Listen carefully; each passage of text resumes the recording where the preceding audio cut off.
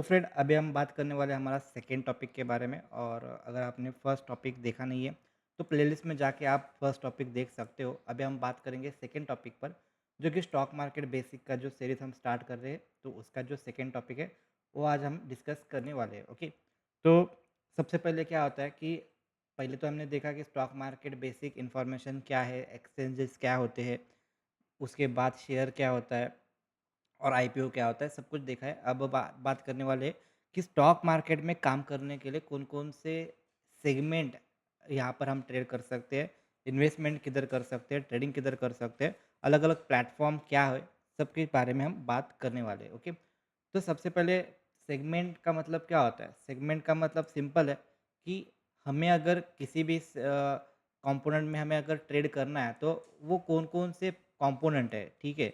इसको हम बोलते हैं सेगमेंट। जैसे कि एग्जांपल अगर अगर हमें लेना है, तो मान लो हमें एजुकेशन लेना है। एजुकेशन क्या होता है, जनरली 10th तक का जो पढ़ाई होता है सबका सेम रहता है, लेकिन उसके बाद कौन जाता है इंजीनियरिंग के लिए, कौन जाता है डॉक्टर के लिए, कौन जाता है कॉमर्स के लिए, वो अलग अलग सेगमेंट, अलग अलग डिवाइडेशन पढ़ते हैं। वैसे ही हिसाब से सेगमेंट भी अलग अलग प्रकार है। ओके, तो उसमें से जो फर्स्ट कैटेगरी है वो कैटेगरी है इक्विटी एंड कैश कैटेगरी। मतलब कि सिंपल, जो भी स्टॉक रहते हैं, जो भी शेयर्स रहते हैं, उनको हम बाय कर सकते हैं, सेल कर सकते हैं।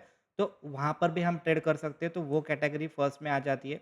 उसके बाद डेरिवेटिव, डेरिवेटिव का मतलब सिंपल है, जो कैटेगरी इक्विटी कैश है, वो जो सेगमेंट है, ओके, उसको मतलब कि उसके ही फ्यूचर एंड ऑप्शन के कॉन्ट्रैक्ट रहते हैं, वो आगे जाके हम बात करने वाले हैं इसको। तो वो डेरिवेटिव कंपोनेंट में भी हम ट्रेडिंग कर सकते हैं।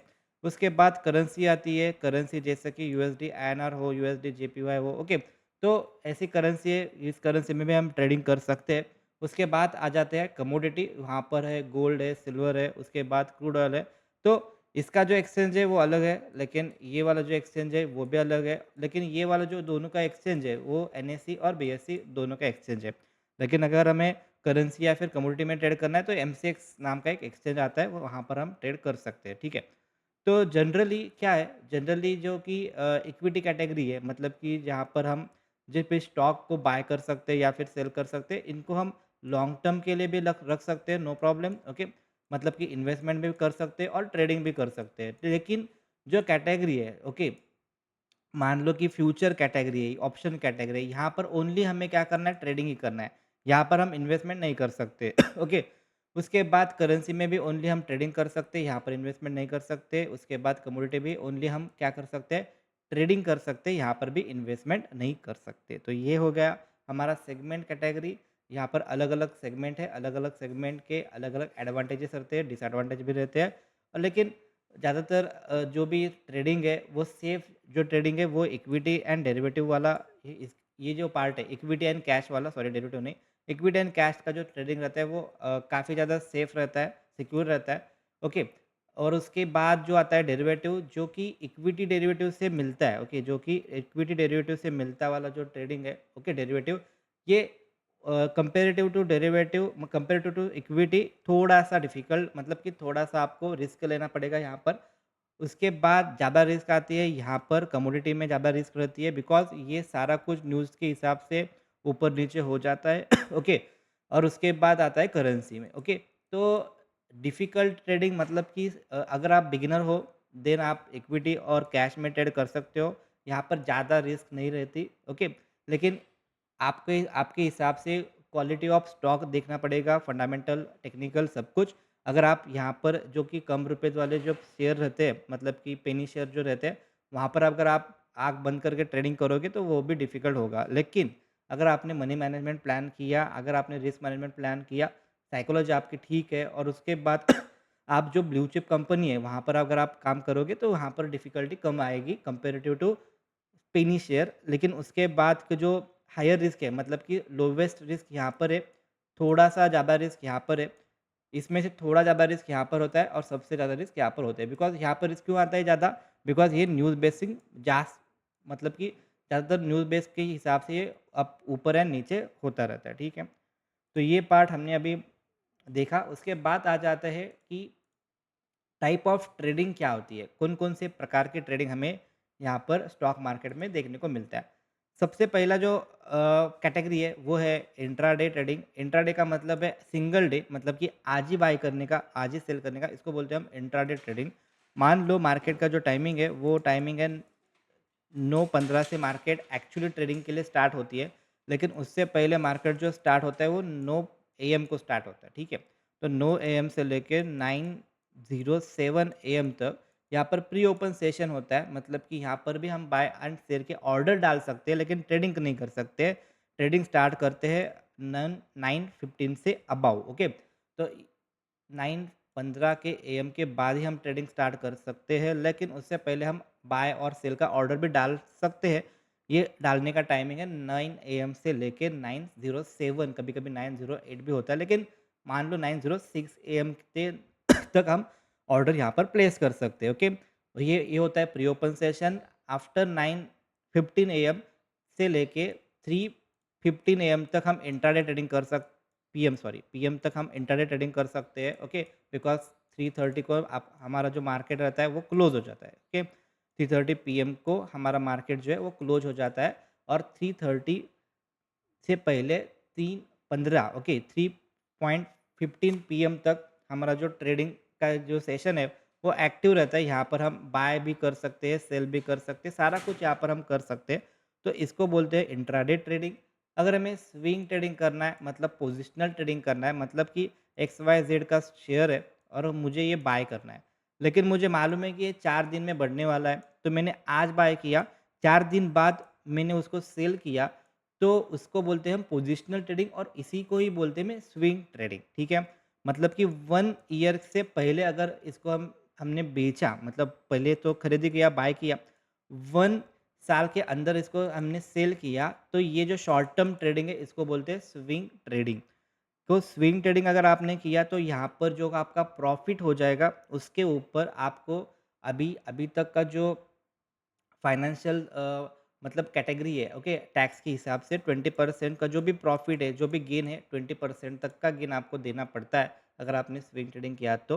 अगर आपने इंट्राडे ट्रेडिंग किया तो आपको ज़्यादा अबाउट 20% का टैक्स देना पड़ेगा, लेकिन आपको जो भी हिसाब से, मतलब कि आपका जो टैक्स स्लैब है उसके हिसाब से यहाँ पर परसेंटेज लगता है, ओके? तो स्विंग ट्रेडिंग में 20% के आसपास, अभी तक तो 20% के आसपास, शायद ये आगे जाके कम हो जा सकता है, बढ़ हो जा सकता है, ओके? लेकिन अभी के लिए ये 20% का है। जो भी प्रॉफ़िट होगा, प्रॉफ़िट में से 20% का जो हिस्सा है, वो आपको देना पड़ेगा, ओके, गवर्नमेंट को। उसके हिसाब से उसके बाद इन्वेस्टमेंट अगर आप करते हो, इन्वेस्टमेंट का मीनिंग ये है कि 365 डे के आफ्टर, मतलब कि आज मैंने बाय किया, आज के बाद 365 डेज़ के बाद अगर मैंने उसको सेल किया, तो इसको बोलते हैं इन्वेस्टमेंट। और इन्वेस्टमेंट का जो भी प्रॉफ़िट है, इन्वेस्टमेंट का जो भी प्रॉफ़िट है, अप टू 1.25 लाख तक का जो प्रॉफ़िट है, यहाँ पर कौन-सा भी आपको लॉन्ग टर्म कैपिटल गेन, मतलब कि यहाँ पर कौन-सा भी आपको टैक्स देने की ज़रूरत नहीं है। लेकिन मान लो मेरा प्रॉफ़िट है 2 लाख, ओके, मेरा प्रॉफ़िट होगा 2 लाख, देन यहाँ पर क्या होता है, तो यहाँ पर 1.25 लाख तक का जो भी प्रॉफ़िट है वो आपको, मतलब कि आपको टैक्स देने की ज़रूरत नहीं है, लेकिन उसके अबव का जो प्रॉफ़िट है, ओके, 75,000 का जो प्रॉफ़िट है, इसके ऊपर आपको 10 या फिर 15% का जो टैक्स है वो आपको देना पड़ेगा, ओके? तो ये फाइनेंशियल कंडीशन के हिसाब से चेंज होता रहेगा, लेकिन आपको जस्ट इन्फॉर्मेशन होनी चाहिए कि अगर अगर आप इंट्राडे ट्रेडिंग कर रहे हो इक्विटी में, ओके, जनरली इक्विटी कैश में अगर आप काम कर रहे हो, मतलब पहले हमें सेगमेंट देखा है, तो यहाँ पर इक्विटी कैश में अगर आप इंट्राडे ट्रेडिंग कर रहे हो, तो आपको अबाउट 20% का जो भी टैक्स प्रॉफ़िट होगा, प्रॉफ़िट में से अबाउट 20% का जो भी टैक्स है वो आपको देना पड़ेगा आपके टैक्स हिसाब से। उसके बाद स्विंग ट्रेडिंग अगर आपने किया, जो भी प्रॉफ़िट होगा वो 20% का जो भी गेन है, रियलाइज़ गेन है, शॉर्ट टर्म कैपिटल गेन है, वो आपको देना पड़ेगा। उसके बाद इन्वेस्टमेंट के ऊपर 1.25 लाख तक का टैक्स कंज़म्पशन, मतलब कि टैक्स बेनिफिट है, लेकिन उसके अबाउ जो भी प्रॉफ़िट होगा, प्रॉफ़िट पर ही टैक्स देना पड़ेगा। अगर आप एफ-एन-ओ ट्रेडिंग करते हो, मतलब कि फ्यूचर एंड ऑप्शन ट्रेडिंग अगर आप करते हो, तो आपको यहाँ पर आपका जो अलग-अलग बिज़नेस है, वो बिज़नेस आप मर्ज करके आप भी यहाँ पर टैक्स दे सकते हो। आप किस टैक्स ब्रैकेट में आ जाते हो, उसके हिसाब से, ठीक है? तो एक बार अगर आप ट्रेडिंग करते हो और ज़्यादा क्वांटिटी में अगर आप ट्रेडिंग करते हो, तो एक बार आपका जो भी सीए होगा, उनके साथ एक एडवाइस भी ज़रूर ले सकते हो, ठीक है? बिकॉज़ ये जो टैक्सेशन है, वो टैक्सेशन एक ये सिचुएशन के हिसाब से चेंज होते रहेंगे। ठीक है? तो उसके बाद अब आ जाता है टाइप ऑफ ट्रेड पोजीशन, मतलब कि हम कैसे ट्रेडिंग प्लान कर सकते हैं, मतलब कि हम किधर-किधर ट्रेडिंग कर सकते हैं। तो जनरली क्या होता है कि जनरली मार्केट को जब हम देखते हैं, अगर मार्केट ऊपर जा रहा है, तो जनरली ऊपर जा रहा है मतलब हम क्या कर सकते हैं, पहले उसको तो बाय कर सकते हैं। ओके, तो बाय किधर से करेंगे? बाय करेंगे ब्रोकर के हिसाब से, ब्रोकर जो भी है हमारा, ब्रोकर के अकाउंट में बाय ऑर्डर डालेंगे और वहाँ से हमें वो जो भी शेयर होगा, स्टॉक होगा, हमें हमको बाय और सेल कर सकते हैं, ठीक है? अगर आपके पास ब्रोकर का अकाउंट नहीं है, तो डिस्क्रिप्शन सेक्शन में आपको व्हाट्सएप का नंबर है, वहाँ पर आप मैसेज करके हमसे एक लिंक ले सकते हो और वहाँ पर आप अकाउंट भी ओपन कर सकते हो। लेकिन अगर वहाँ पर लिंक भी है, अगर आपको वहाँ से लिंक ओपन हो जाती है, देन नो प्रॉब्लम। अगर लिंक को वहाँ से ओपन नहीं हो रहा, देन आप व्हाट्सएप कर सकते हो और वहाँ पर आपको लिंक मिल जाएगी, वहाँ से आप अकाउंट ओपन कर सकते हो, ठीक है? तो यहाँ पर हम बात कर रहे हैं कि मार्केट में कौन से ट्रेड पोजीशन होते हैं। तो सबसे पहले आता है यहाँ पर लॉन्ग पोजीशन। लॉन्ग पोजीशन का मीनिंग क्या है? सिंपल, कि एक आधा जो शेयर है वो अगर ऊपर की तरफ जा रहा है, तो मुझे वो पता है कि वो ऊपर जाएगा, तो मैं पहले क्या करूँगा, पहले उसको बाय करूँगा। ओके, अगर वो ऊपर की तरफ गया, मान लो कि मैंने 100 रुपीज़ को बाय किया है, अगर वो गया 200 को, देन ये जो डिफरेंस है, ये इसको डिफरेंस को मैं बोलूँगा प्रॉफिट। ओके, तो ये जो प्रॉफिट होगा, यहाँ पर मैंने बाय किया था, तो यहाँ पर मैं क्या करूँगा, सेल करूँगा। तो पहले मैंने क्या किया, पहले मैंने बाय किया, उसके बाद मैंने क्या किया, उसके बाद मैंने सेल किया। तो ये जो ट्रांज़ैक्शन कंप्लीट हो गया, ये ट्रांज़ैक्शन को हम बोलेंगे, मतलब कि ये ट्रांज़ैक्शन में पहले जो हमें बाय ऑर्डर प्लेस किया है, इस बाय ऑर्डर को हम बोलेंगे लॉन्ग पोज़ीशन, लॉन्ग पोज़ीशन, ठीक है? और शॉर्ट पोज़ीशन का मतलब क्या होता है कि जभी भी मार्केट क्या होता है कि मार्केट ऊपर की तरफ चला गया, लेकिन उसके बाद मार्केट नीचे आ रहा है, उसके बाद मार्केट किधर आ रहा है? नीचे आ रहा है। तो मुझे पता है कि यहाँ से अगर मार्केट नीचे आएगा, तो कम से कम यहाँ तक या फिर यहाँ तक आ सकता है। तो मैं क्या करूँगा, यहाँ पर मैं मुझको मालूम है मार्केट किधर जाने वाला है, नीचे जाने रहो ज ज नीचे जाने वाला है।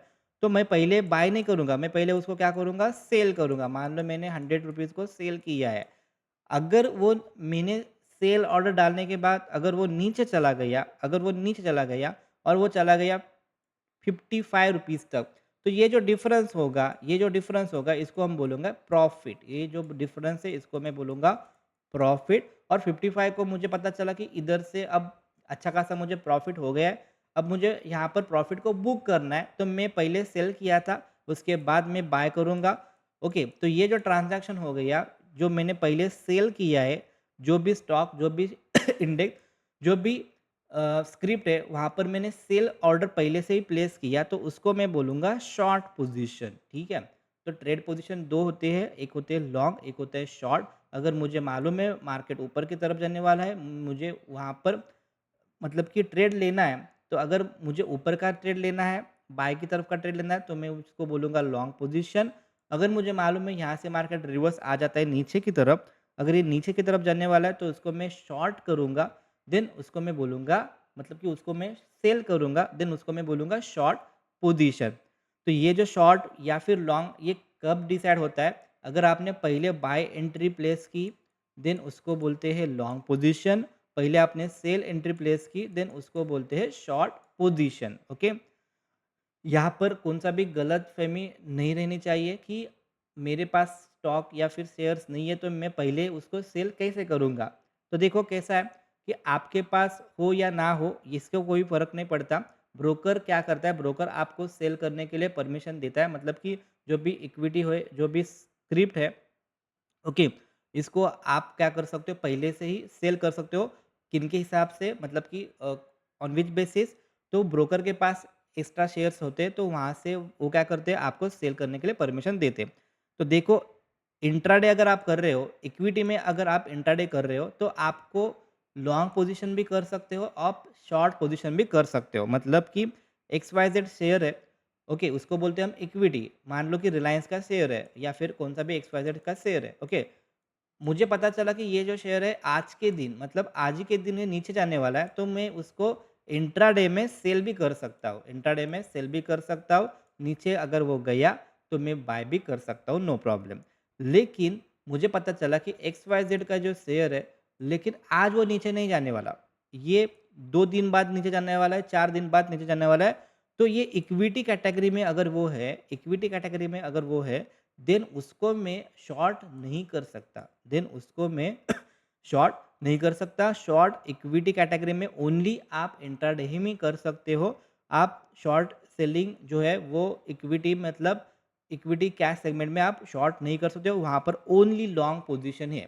ओके, तो इसीलिए यहाँ पर अगर आपने देखा होगा, देन इंट्राडे में आप लॉन्ग भी जा सकते हो और शॉर्ट भी आ सकते हो, नो प्रॉब्लम। लेकिन इक्विटी ट्रेडिंग कर रहे हो, स्विंग ट्रेडिंग कर रहे हो, तो यहाँ पर ओनली लॉन्ग ट्रेडिंग है, यहाँ पर शॉर्ट ट्रेडिंग नहीं है। लेकिन जो फ्यूचर ऑप्शन है मतलब डेरिवेटिव, वहाँ पर आप लॉन्ग भी जा सकते हो, वहाँ पर आप शॉर्ट भी जा सकते हो, ठीक है।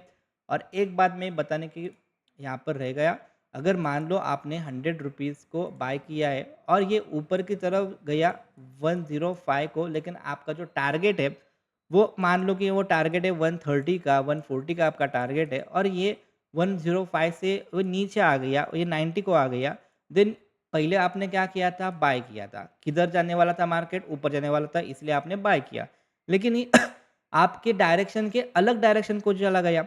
ओके, आपके हिसाब से ऊपर जाना चाहिए था, लेकिन वो ऊपर नहीं गया, वो नीचे आ गया। तो नीचे आने के बाद फिर से आप यहाँ पर क्या कर सकते हो? सेल ही कर सकते हो। ओके, तो पहले आपने बाय किया, उसके बाद आपको प्रॉफिट हो या फिर आपको लॉस हो, आपको सेल ही ऑर्डर डालना है।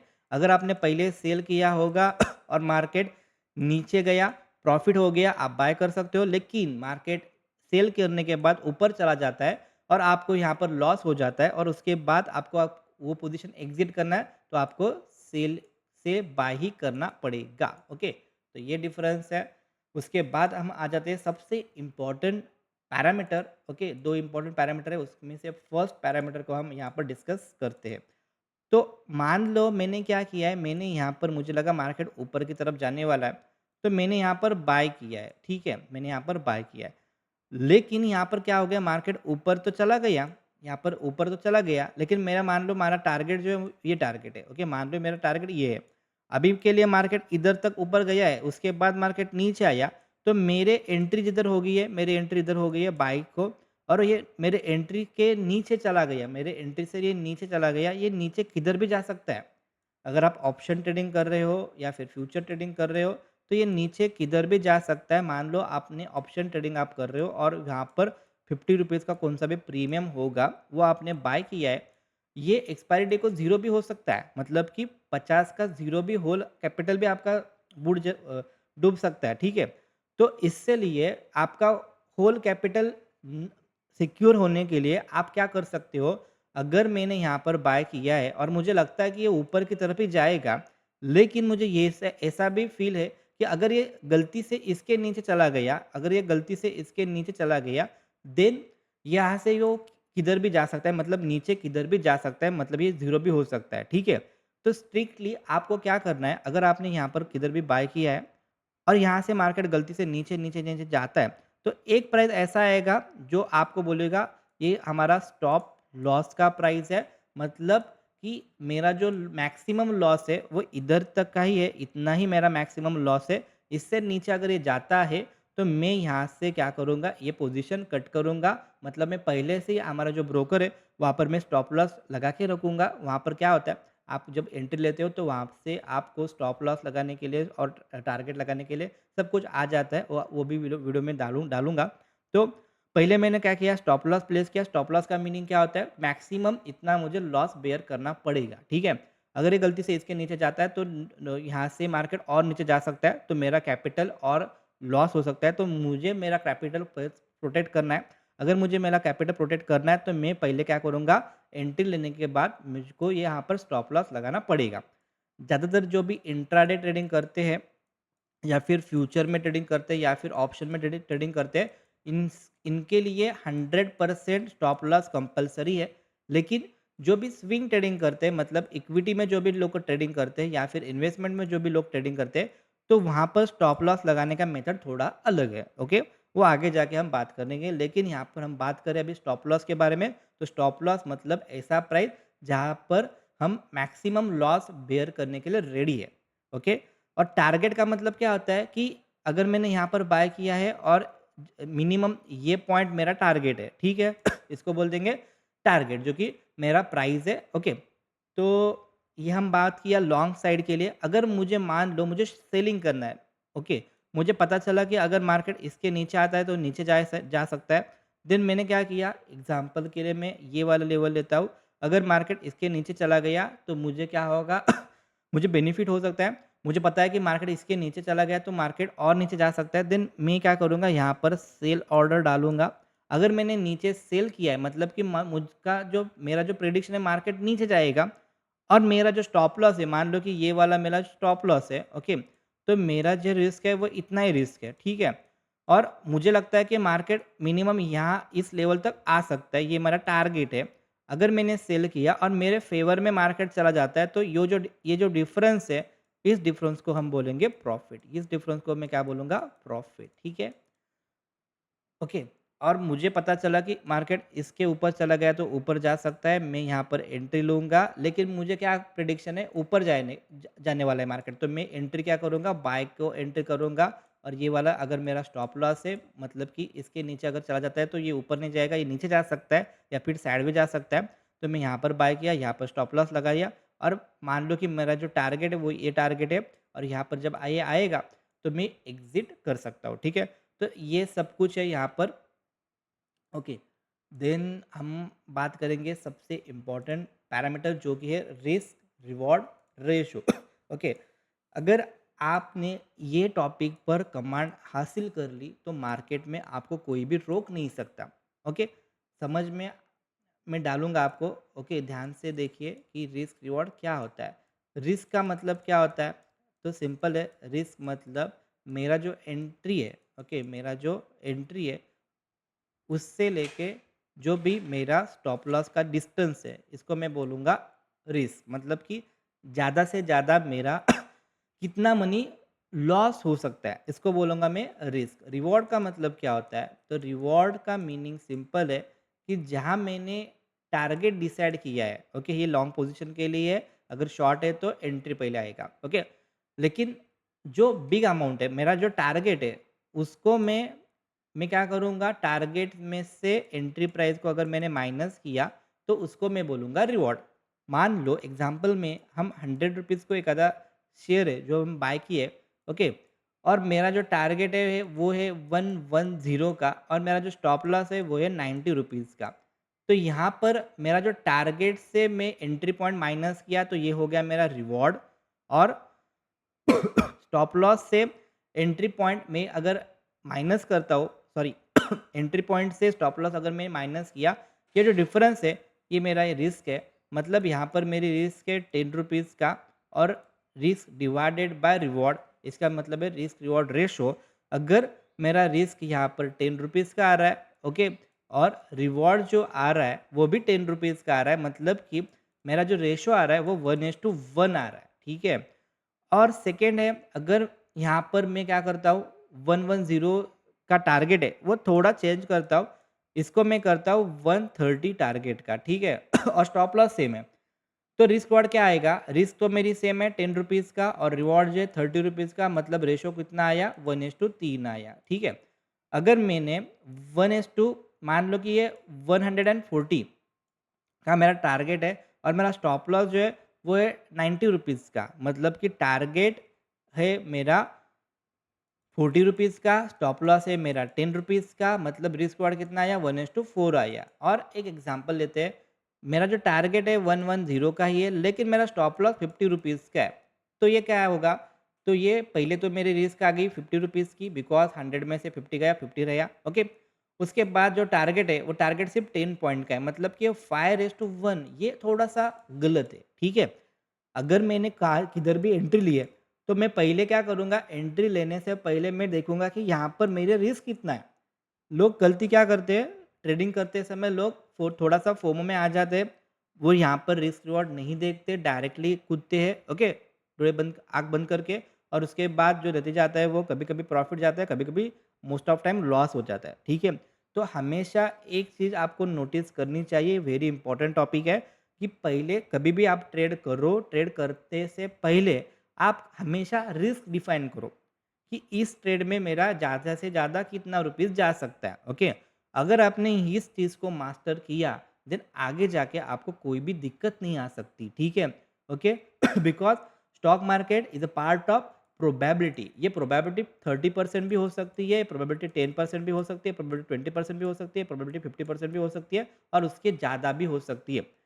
एक पर्सन आ गया और वो उसने बोला कि मेरे पास 100% प्रोबेबिलिटी का कौन-सा भी स्ट्रैटेजी है। एक तो 100% नहीं होता, लेकिन बात करो कि वो उन्होंने बोला कि मेरे पास 90% का एक्यूरेसी वाला एक सेटअप है और यहाँ पर जब भी मैं ट्रेड करता हूँ, मुझे प्रॉफ़िट ही होता है, ओके।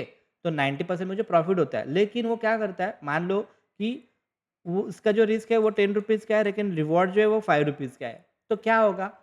तो यहाँ पर अगर वो गलती से ओवर ट्रेडिंग करता है ना, तो बुरी तरीके फँस सकता है, ठीक है? बिकॉज़ वहाँ पर उसका सॉरी, उसका जो रिस्क रिवॉर्ड है वो फ़ेवर में नहीं है। अगर मान लो एक पर्सन आ जाता है, वो बोलता है कि मेरा जो विनिंग प्रोबेबिलिटी है गलती से ग ख मतलब कि वर्स्ट टू वर्स्ट क्या हो सकता है, 30% से नीचे तो नहीं आ सकता, ठीक है?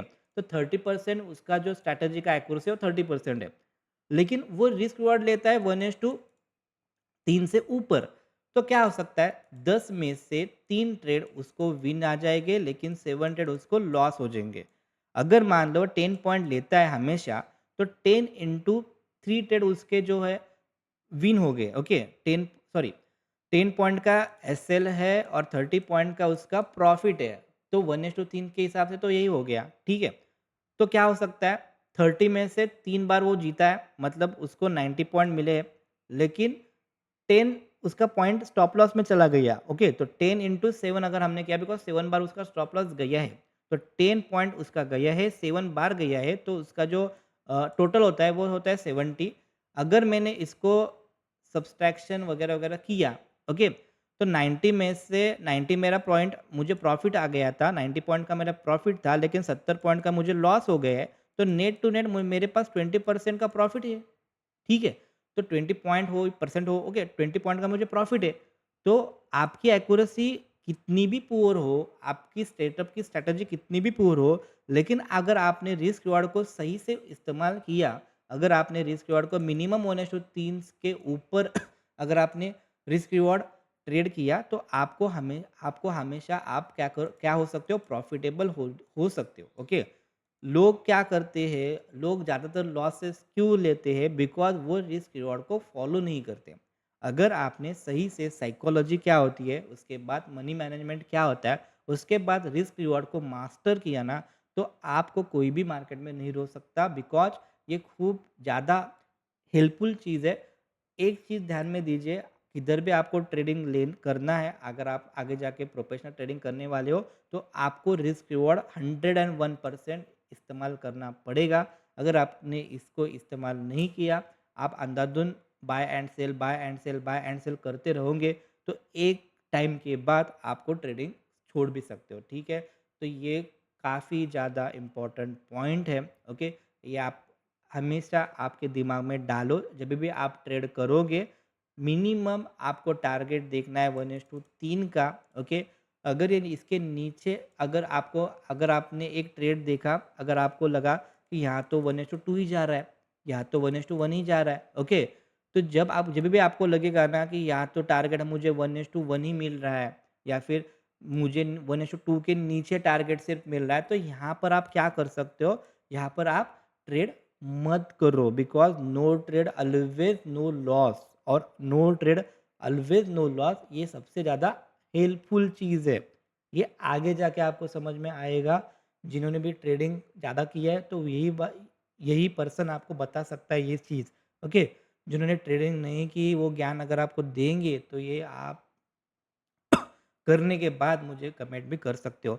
जो भी लाइव में अगर आपको कोई भी पर्सन मिलते हैं और वो बोलते हैं कि स्कैल्पिंग करो, 1:2 लो, 1:1.5 ले लो, तो वो शॉर्ट टर्म के लिए टिकेगा, लॉन्ग टर्म सर्वाइव नहीं होते, ओके। तो स्कैल्पिंग हो मतलब कि मिनिमम टारगेट लो, स्टॉप लॉस मतलब कि 10 पॉइंट का टारगेट लो, 20 पॉइंट को एग्जिट करो। अगर आप यही चीज़ करते रहोगे, तो आपको चार्जेस भी अलग से लगते हैं। अगर आप फॉरेक्स ट्रेडिंग कर रहे हो, तो आप वहाँ पर तो चार्जेस बहुत ज़्यादा लगते हैं। अगर आप इंडियन मार्केट में काम कर रहे हो, तो यहाँ पर थोड़ा कम चार्जेस लगते थे, लेकिन यहाँ पर भी चार्जेस है। ओनली ब्रोकरेज नहीं जाता, वहाँ पर एसटीडी जाती है, जीएसटी जाता है, ओके? और भला-भला चार्जेस जाते हैं, हिडन चार्जेस वो आपको देखने को नहीं मिलते, ओके? जब भी आप पीएनएल देखोगे आपका, तो वहाँ पर आपको शो होगा वो चार्जेस, ओके? तो चार्जेस को भी ध्यान में देना पड़ता है, तो इसी वजह से 1:2 ये अच्छा नहीं है, ओके? 1:3 या फिर 3 से अबव जो भी टारगेट आप ले सकते हो, आप वहाँ पर टारगेट प्लान करो। ये टारगेट कब आप ले सकते हो जब आप क्वांटिटी कम करोगे। ज़्यादातर लोग क्या करते हैं, मुझे एक ही दिन में मुझे 1 सीआर चाहिए, मुझे एक ही दिन में 1 लाख चाहिए। मैंने इसका रील देखा था, वहाँ पर इन्होंने इतना प्रॉफ़िट उसको हुआ था, मेरे पास भी ज़्यादा पैसा है, मैं भी ज़्यादा क्वांटिटी लेता हूँ। तो ऐसे करोगे तो नीचे ही जाओगे, बिकॉज़ ऐसे करोगे क्वांटिटी अगर आपने ज़्यादा ली, तो आप सर्वाइव नहीं हो सकते, ओके? अगर आपने आपको आपको डम आप अगर जिम में जाते हो, आपको 10 केजी का डंबल से ईज़िली उठा सकते हो, लेकिन बाजू वाला वो उसने तो 30 किलो का डंबल्स उठाया है, तो मैं भी उसका उठाता हूँ। तो ऐसा नहीं होता, बिकॉज़ 30 केजी उन्होंने प्रैक्टिस की है, एफर्ट डाले हैं, मेहनत की है, उसके बाद वहाँ पर वो जा गया है, ओके? डायरेक्टली आप नहीं जा सकते, बिकॉज़ अभी आपने स्टार्ट किया है, तो स्टार्टिंग में आपको पहले तो आपको क्या करना पड़ेगा, लोएस्ट लो, ओके? आपके पास कितना भी पैसा है, मनी है, डज़न्ट मैटर, लोएस्ट जो भी क्वांटिटी है, ओके? लोएस्ट जो भी क्वांटिटी है, उसके आप हिसाब से आप पेपर ट्रेडिंग करो, उसके बाद हम प्रैक्टिस करो, प्रैक्टिस करने के बाद रुको, रुको 1:2 मिनिमम 1:2 के लिए तो रुको, उसके बाद 1:3 ट्राई करो, 1:4 ट्राई करो। अगर आपने इसको सही से इस्तेमाल किया, तो आगे जाके आपको हेल्पफुल ज़्यादा हेल्प होगी, और ये वाला जो चीज़ मैंने अभी बताया, ये बताया एक्सपीरियंस के साथ, बिकॉज़ ऑलमोस्ट मैंने भी ज़्यादा एक्सपीरियंस किया है मार्केट में, तो एक्सपीरियंस के साथ ही मैं वाला ये आपको चीज़ बता रहा हूँ। तो ये वाला चीज़ को ज़्यादा से ज़्यादा फ़ोकस करो। Directly strategy is not important, कौन-सी भी स्ट्रैटेजी हो, एसएमसी हो, एफवीजी हो, जो भी है फलाना-फलाना, ओके। ये बाजू में डालो, ये ज़्यादा इम्पोर्टेंट है। रिस्क रिवॉर्ड पर ध्यान दो, साइकोलॉजी पर ध्यान दो, पोज़ीशन साइज़ पर ध्यान दो। ये आगे जाके मैं भी और बात करूँगा यहाँ पर, लेकिन ये वाला टॉपिक पर ज़्यादा से ज़्यादा ध्यान देने की ज़रूरत है, ठीक है? तो आँख बंद करके डायरेक्टली बाय एंड सेल नहीं करना है, पहले हमें रिस्क डिफाइन करनी है, उसके बाद रिवॉर्ड देखना है। अगर ये रिस्क रिवॉर्ड मुझे 1:3 से ज़्यादा मिल रहा है, देन मैं वहाँ पर बिंदास मेरा जो क्वांटिटी है वो डाल सकता हूँ। अगर कभी-कभी मुझे क्या होता है, कभी-कभी मुझे रिस्क रिवॉर्ड 1:2 दिखाई देता है, तो मैं कम क्वांटिटी के साथ भी जा सकता हूँ। अगर मैं बिगिनर हूँ और मुझे 1:2 का रिस्क रिवॉर्ड देखने को मिलता है, तो मैं वहाँ पर ट्रेड नहीं ले लूँगा। अगर मुझे 1:1 या फिर इसके नीचे मिलता है, तो मैं उसको क्लोज़ ही करूँगा, मतलब कि उसे देखूँगा भी नहीं, ठीक है? तो ये वाला चीज़ काफ़ी ज़्यादा इम्पोर्टेंट है। अगर आपको ये समझ में आया है और अच्छा लगा इन्फॉर्मेशन, देन प्लीज़ कमेंट करो, बिकॉज़ कमेंट से ज़्यादा मोटिवेशन आता है। और अगर ये वाला जो सीरीज़ है, ये आपको अच्छी लगती है, तो वो भी कमेंट कर सकते हो, और लाइक करना मत भूलने का, ओके? तो लाइक भी करो, उसके हिसाब से मुझे थोड़ा-सा मोटिवेशनल आता है, ओके? लाइक से कोई मनी नहीं आता। तो आगे का पार्ट हम नेक्स्ट वीडियो में देखेंगे, और ये अभी तक के लिए इतना ही। तो मिलते हैं नेक्स्ट वीडियो में, ओके?